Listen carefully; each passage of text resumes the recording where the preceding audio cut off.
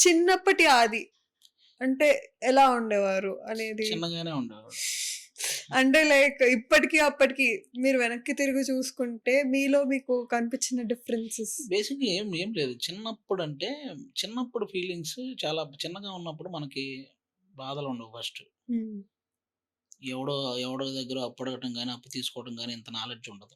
కాబట్టి ఏ బాధలు ఉండవు. లేకపోతే ఎక్కువ తినేసి పొట్ట పెరగటం గాని, లేకపోతే ఎక్కువ ఆలోచించి జుట్టు పోవటం గాని, ఇలాంటి బాధలు గూడా ఉండవు.